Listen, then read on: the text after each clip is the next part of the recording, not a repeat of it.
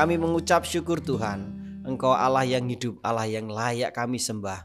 Kami sungguh mengucap syukur Tuhan, karena senantiasa pernyataan-Mu nyata atas kami. Kami bersyukur Tuhan, dan pada saat ini kami pun percaya bahwa berkat-Mu nyata melalui firman-Mu. Kami siap Tuhan menerima kebenaran firman-Mu. Kami siap diberkati melalui firman-Mu ini Tuhan. Terpujilah nama-Mu Tuhan Yesus, kami bersyukur. Dalam nama Tuhan Yesus kami berdoa. Haleluya. Amin. Selamat sore menjelang malam teman-teman semuanya. Sore. Baik yang online maupun onsite. Ya, online maupun onsite, benar ya. Ya, saat ini kita masih sebenarnya terasa vibe-nya tahun baru ya. Jadi vibe-nya tahun baru itu Akaya bisa duduk saja. Ya, vibe-nya tahun baru itu mungkin masih ada resolusi-resolusi yang dipasang di status ya, masih ada sisa-sisa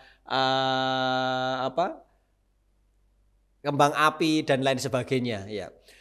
Saudara yang terkasih dalam Yesus Kristus, jika tahun yang lalu, khususnya bulan yang lalu Desember, kita banyak mempelajari tentang kelahiran atau makna kelahiran Yesus di dunia. Saat ini di Januari ini, di awal ini, mari kita mempelajari apa yang Tuhan mau dalam kehidupan kita, sehingga kita dapat mengerjakan bagaimana kita bisa menggunakan waktu atau menggunakan tahun 2024 itu berkenan di hadapan Tuhan.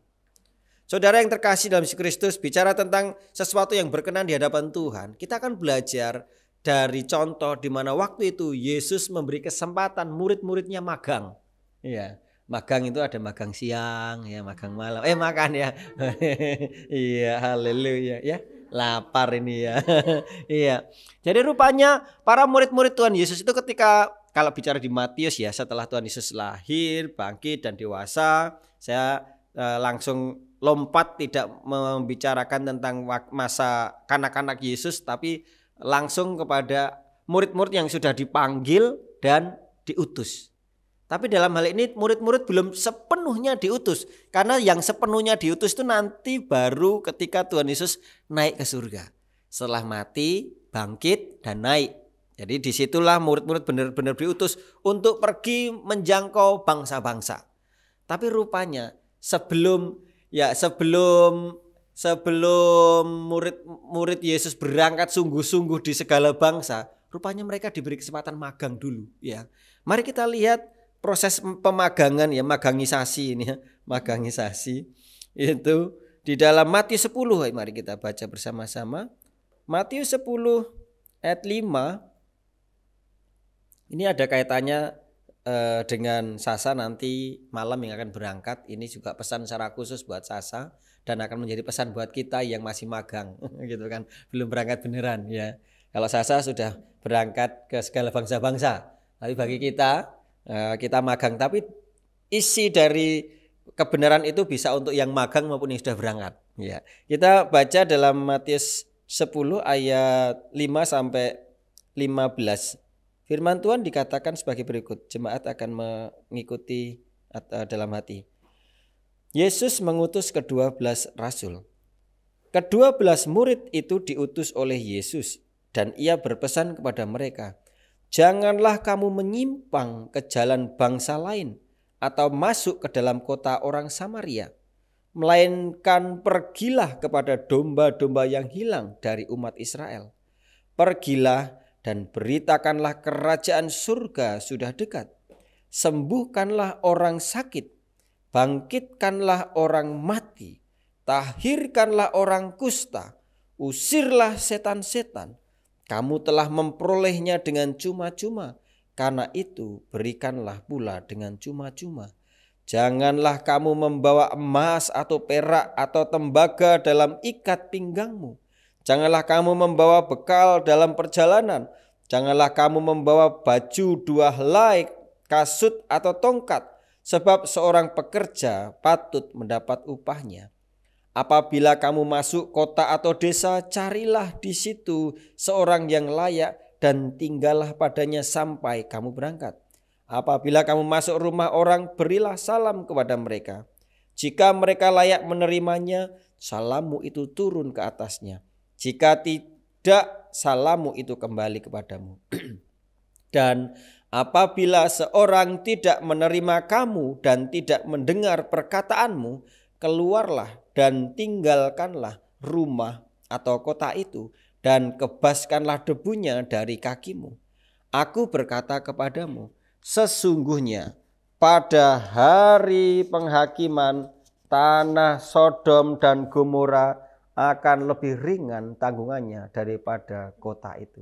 Saudara yang terkasih dalam Yesus Kristus, ketika kita membaca firman Tuhan ini, kalau kita komparasi dengan firman Tuhan yang sering kita kupas, di mana firman itu dalam Matius 28 ayat 19-20, ini jelek ya. Kalau Matius 28 itu kan bicara tentang pergilah jadikanlah semua bangsa muridku, jadikanlah semua bangsa. Tapi di sini Tuhan Yesus ketika mengutus murid-muridnya bukan ke bangsa-bangsa dulu. Bahkan jangan sampai kamu ke bangsa yang lain dulu. Jadi fokus dulu. Di sini dikatakan ayat 5-6 tadi, ke-12 murid itu diutus oleh Yesus dan ia berpesan kepada mereka, janganlah kamu menyimpang ke jalan bangsa lain atau masuk ke dalam kota orang Samaria, melainkan pergilah kepada domba-domba yang hilang dari umat Israel. Jadi saudara, maka di awal tadi saya sebutkan bahwa firman Tuhan ini sebenarnya firman yang sedang mengajarkan jemaat, para murid itu untuk awal-awal melayani atau istilahnya dalam bahasa sekarang itu magang. Nah, kaitannya dengan firman Tuhan ini apa? Ada 3 kebenaran dari firman Tuhan ini. Ketika Tuhan memilih murid-muridnya, ketika Tuhan menentukan murid-muridnya dan membekali murid-muridnya. Jadi sebelum diutus, itu kan di Matius 4 itu Yesus memilih murid-murid. Dan Matius 4 sampai Matius 9 itu Yesus berkhotbah sekaligus mengajar murid-murid. Ya, jadi kelasnya itu di Matius 4 sampai Matius 9 itu ada kelas teorinya, ya, kelas teorinya. Nah, pasal yang 10 itu praktek mengajar dulu, ya, praktek mengajar. Jadi praktek mengajar. Dan saudara, ketika Yesus mengutus, yang bisa kita pelajari pada saat ini, Yesus mengutus sesuai kemampuan. Ya, sesuai kemampuan murid-muridnya. Jadi saudara, ketika Yesus memilih menyiapkan murid sebelum Yesus terangkat atau mati dan terangkat ke surga, tapi Yesus sudah mengutus. Yesus memilih mereka dan mengutus mereka sesuai kemampuan mereka. Jadi Yesus tidak memaksakan mereka harus melakukan sesuatu yang memang mereka belum kuasai. Jadi waktu itu mereka belum banyak menguasai pelayanan lintas budaya, pelayanan kontekstual dan lain sebagainya. Mereka hanya diizinkan melayani orang-orang, istilahnya orang-orang Yahudi yang keluar atau yang tidak ada di Yerusalem, yang ada di bangsa-bangsa yang lain, tapi orang-orang Yahudi saja yang dilayani. Kenapa? Karena konteksnya cukup banyak para murid-murid Tuhan Yesus kan orang-orang yang dalam latar belakang memiliki latar belakang Yahudi yang cukup kuat. Jadi sudah paham dulu. Jadi satu budaya. Ya, satu budaya. Jadi saudara-saudara yang terkasih dalam Yesus Kristus, dalam hal ini yang bisa kita garis bawahi, bahwa Tuhan tidak pernah memaksa kita melayaninya di luar kemampuan kita. Ini penting.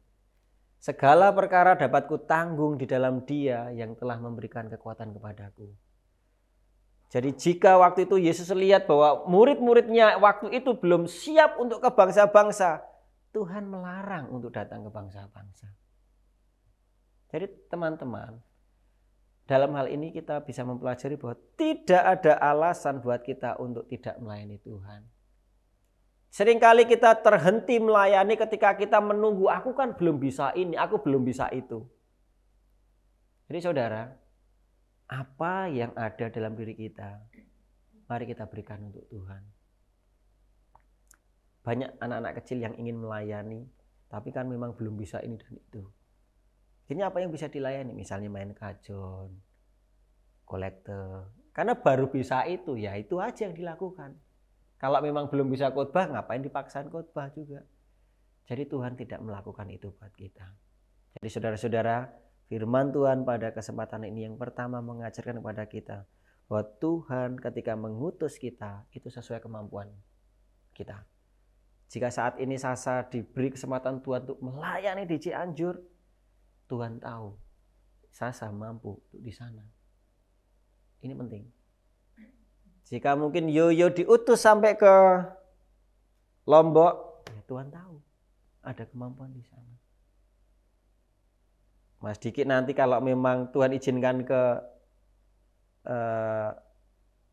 Australia, ya itu berarti Tuhan memberi kemampuan. Kalau belum berarti diperlengkapi dulu. Ya, gitu.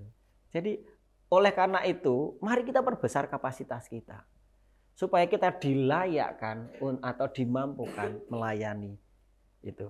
Itu yang pertama. Yang kedua, saudara-saudara, ketika murid-murid Yesus diutus, ya. Yang kedua yang bisa kita pelajari adalah Tuhan Yesus memberikan beritanya dengan kuasa, menyertai kuasa. Saudara, ayat 7 dan 8 dikatakan sebagai berikut.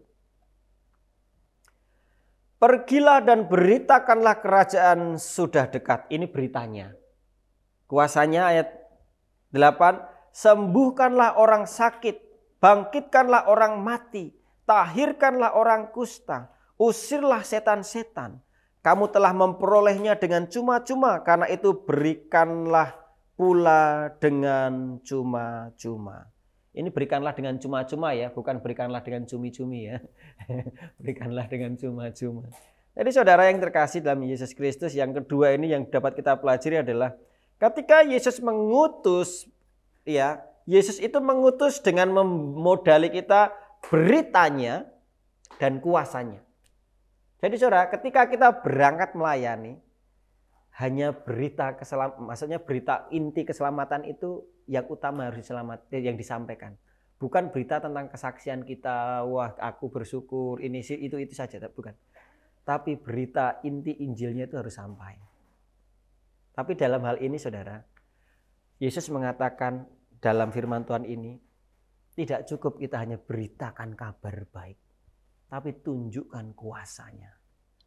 Kuasa dari Tuhan. Ya, kuasa yang menyertai dari berita itu. Kadang khususnya di daerah timur ya, daerah sini ya. Orang akan melihat atau menilai ini punya kuasa.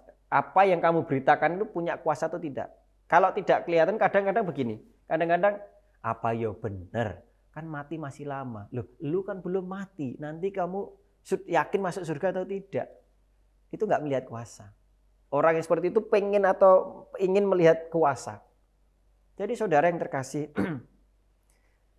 dalam hal ini jika ada kesempatan ya, mari kita mengimani semua teman-teman.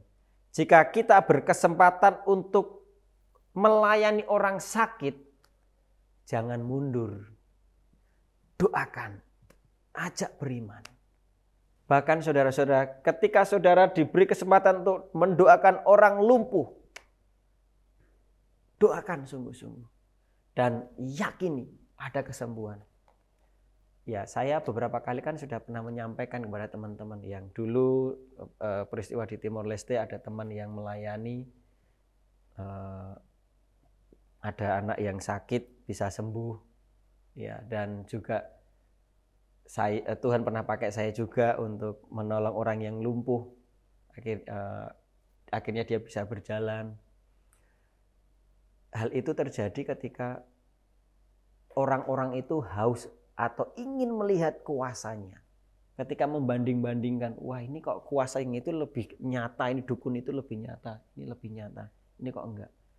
Terus berikutnya yang terakhir itu saya dengar atau lihat kesaksian dari saudara kita, ya Bapak M ya, yang dulu pernah di sini juga. Itu ketika awal-awal sempat percaya, menjadi percaya, terus sempat mau ateis atau agnostik atau apa gitu, sempat mau seperti itu.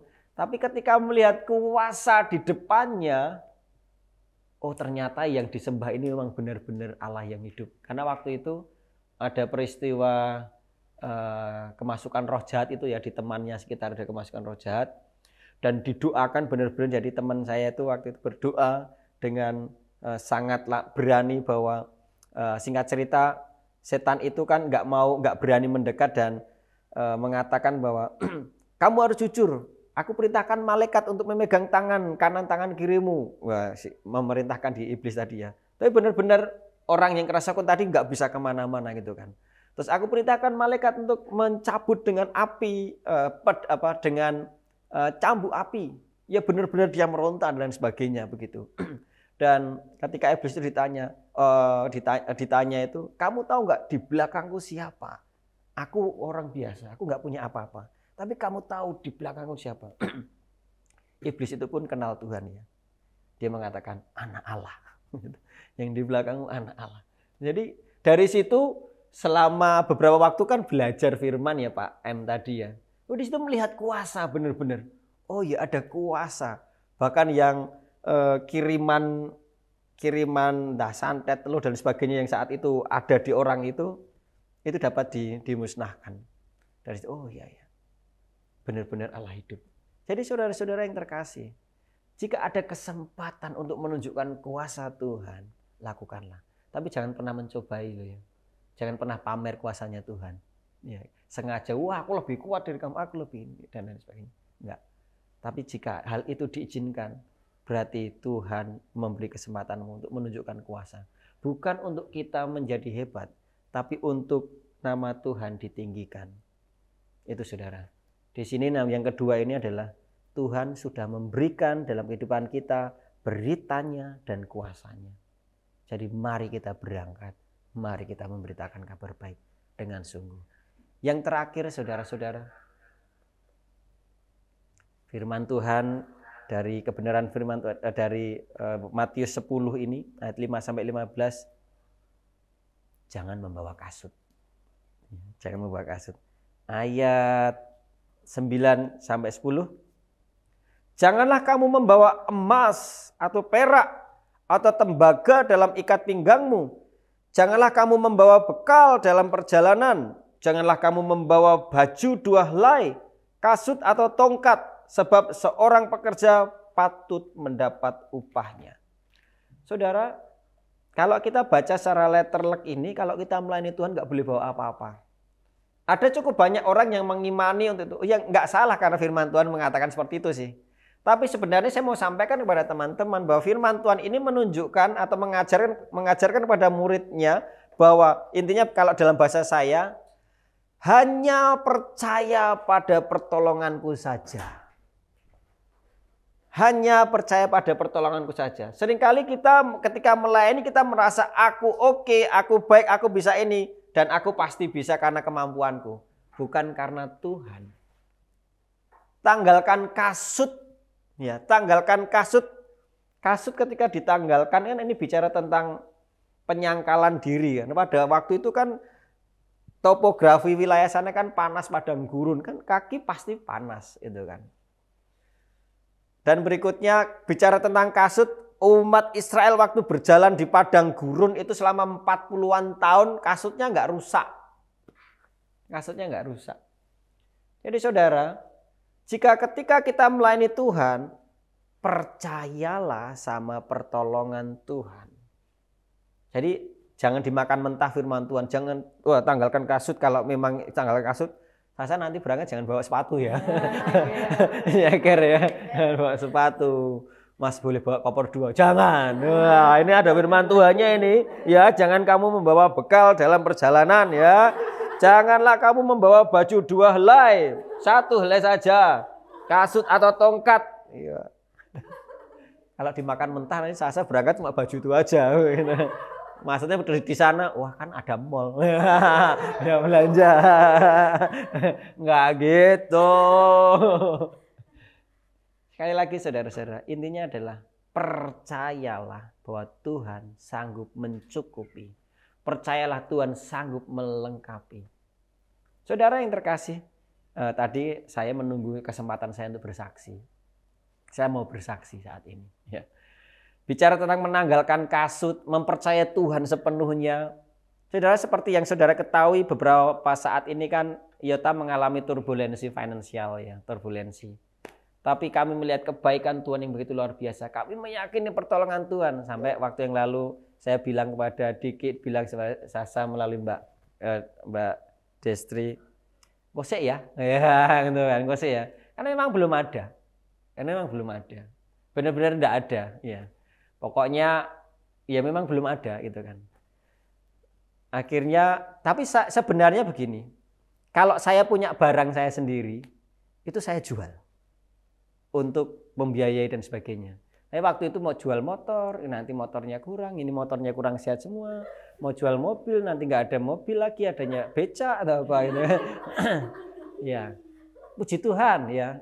Ketika nggak ada uang, ya tetap mengucap syukur ya.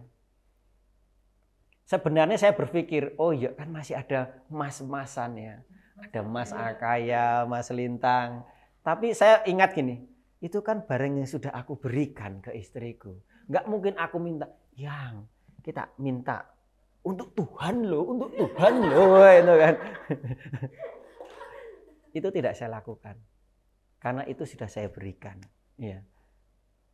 Jika itu barang yang aku punya atau barang bersama itu, aku akan menyampaikan ini bisa dijual untuk pelayanan, untuk ini.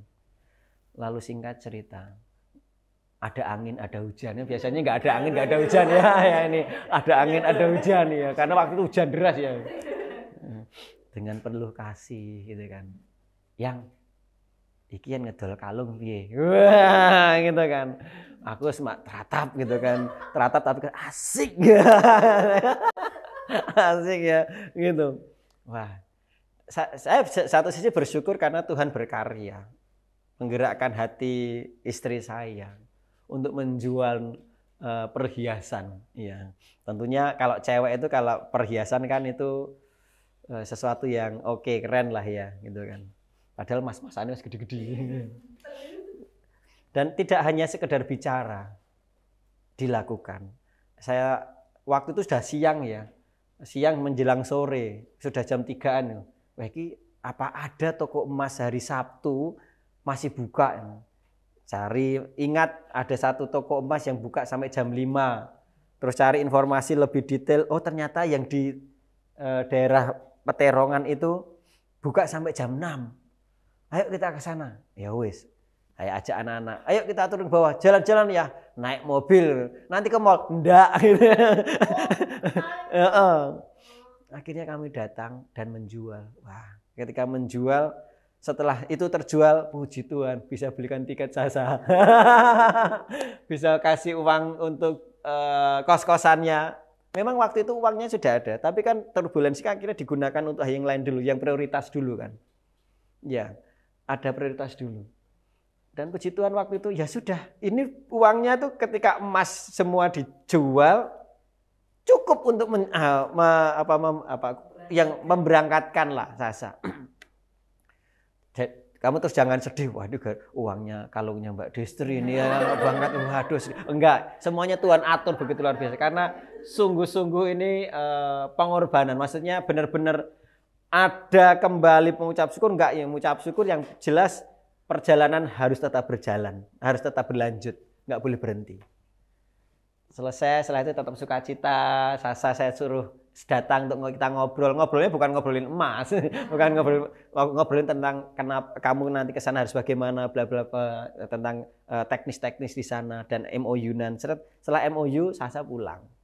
Saya pulang, saya masuk kamar sebentar ya. Saya masuk ke kamar dan malah lihatnya itu kapling-kapling rumah. Randede nonton kapling-kapling. Iki sing kloro sopo jane. Tapi hiburan-hiburan enggak apa-apa kan rak bayar, nyawang kan enggak bayar itu kan. Tiba-tiba saya dapat panggilan. Mas, Yang ya. Yang biasanya kalau yang itu ya kasih tahu aja kan ngapa gitu kan. Tapi sini. Saya takut sih ini. Sini ya. Wah, manggil jam berapa ya? Kamu pulang jam berapa saya waktu itu? 10-an ya, 10 ya. Jadi sekitar jam 10:30 ya. Aku dipanggil. Akhirnya aku keluar. Ditunjukin kan buka laptop tuh. Ditunjukin. Saya tak mat-matke. Di laptop itu buka itu. Puji Tuhan ada berkat dana itu kan. Aku tak pasti kayak, ini sak yuto apa piro ya sak yuto. Wih, noleu kamen gitu kan. Puji Tuhan, saat itu juga Tuhan bayar lunas. Ya. Tuhan bayar lunas dan ya Apa sih artinya emas? Iya. 40 kali lipat dibayar Tuhan tunai. Hari itu juga gak suwe-suwe gitu. Tapi ini bukan contoh buat teman-teman, wah aku tak jual emas nanti Tuhan akan gantikan lipat kali ganda. Ini bukan tentang itu. Itu salah. Ya, ajaran itu salah. Kalau sudah beri ya beri saja. Ya puji Tuhan istri sudah dalam sebuah pemahaman kalau sudah beri ya sudah beri saja. Gitu kan. Kalau mungkin yang dulu kalau beri mengharapkan nanti lipat kali gandanya mana ya? Enggak. Kalau memberi untuk Tuhan ya beri saja. Karena sebenarnya itu pun punya Tuhan kok. Ya itu punya Tuhan. Jadi benar. Tuhan mencukupkan. Ketika kami melayani itu menanggalkan kasut benar-benar. Ya. Ketika kami melayani memutuskan ketika setelah menikah 2014 ya. Kan setelah pacaran itu ya kami melayani tapi melayani waktu kami masih pacaran ya. Tapi 2014 kan kami melayani sebagai satu kesatuan. Dan komitmen kami pokoknya melayani waktu itu kesempatannya pelayanan di Kupang. Ketika mau berangkat di Kupang sudah punya rumah walaupun DP dan ngangsur ya. Kami jual semuanya, benar-benar jual semuanya. Karena pemikir saya di sana sudah ada rumah, maksudnya disiapin rumah. Bukan karena seperti menjalani firman Tuhan saya tanggalkan kasut, ya bukan itu. Tapi memang ini saya pikir mungkin nggak kembali sini. Kalaupun ke sini nanti untuk apa? Maksudnya untuk apa dalam artian di sana ada yang dikerjakan ya, ada yang dikerjakan, ada yang dikerjakan. Singkat cerita kami jual semua dan kami berangkat ke sana. Sampai sana diutus balik. Saat diutus balik, wis ra di omah toh. Akhirnya ngontrak waktu itu kan. Puji Tuhan masih ada kontrakan ya. Kontrakannya di Kali Pancur ya waktu itu. Untung belum ada anak-anak kecil tadi. Ini Akaya baru 2 minggu. Belum ya? Waktu pindah Kali Pancur sudah mulai hamil. Iya. Ya itulah tuh teman-teman. Ketika kita melayani, tanggalkan kasut. Ya, itu artinya percayalah akan pertolongan Tuhan. Percayalah akan pencukupan Tuhan. Jadi saudara-saudara firman Tuhan ini kita belajar yang pertama bahwa Tuhan menyiapkan kita atau ketika Tuhan mengutus kita untuk melayani itu pasti sesuai kemampuan kita. Kalau kita dilihat atau dirasa tidak bisa ke sana atau ke sana, ya belum. Ya. Tapi kalau kita berkemampuan sudah diwajibkan ke sana enggak ke sana. Rekoso. Rapena. Tapi ketika sudah ada kemampuan dan ada kesempatan ke sana, berangkat. Penak gitu kan. Yang kedua, saudara-saudara, ketika Tuhan memberikan kesempatan kita melayani, itu ada beritanya dan kuasanya. Jadi jangan lupa kalau kita melayani, ya beritanya sampaikan, tapi sertakan kuasanya. Jadi kadang kita, aku berangkat melayani, saya juga nanti kalau berangkat melayani tanpa memberikan kabar baik, ya mending kamu kemana saja, kerja saja, gitu kan. Harus mewartakan kabar baik. Ya, setiap kita harus. Ya, di setiap kita saat ini komitmennya seminggu ada 5 orang mendengar kabar baik. Kita perjuangkan setiap kita. Berikutnya, jangan bawa kasut. Maksudnya percayalah akan pertolongan Tuhan. Demikian saudara-saudara, firman Tuhan pada kesempatan ini. Kiranya ini akan menolong kita untuk semakin berkenan di hadapan Tuhan. Secara khusus Mbak Sasa ketika mau melayani di Cianjur, percayalah bahwa Tuhan telah memberikan kekuatan kepadamu, Tuhan telah memberikan beritanya dan kuasa yang menyertaimu, dan Tuhan menyediakan segala keperluanmu. Mari kita berdoa. Sungguh kami bersyukur Tuhan Yesus, bersyukur kebaikan-Mu. Kami percaya Engkau yang memberi kesempatan kami untuk melayani. Engkau yang memberkati melalui firman-Mu ini. Dan biarlah Tuhan dengan firman-Mu ini hidup kami semakin berkenan di hadapan-Mu. Terima kasih Tuhan, yang bersyukur. Dan pada saat ini kami mau mengingat Tuhan akan kebaikan-Mu, akan pengorbanan-Mu di atas kayu salib. Kami mengingat karena kami telah ada bersama dengan Engkau, tinggal bersama Engkau, mati menanggalkan setiap dosa-dosa kami dan dibangkitkan dalam Engkau. Terima kasih Tuhan, kami bersyukur.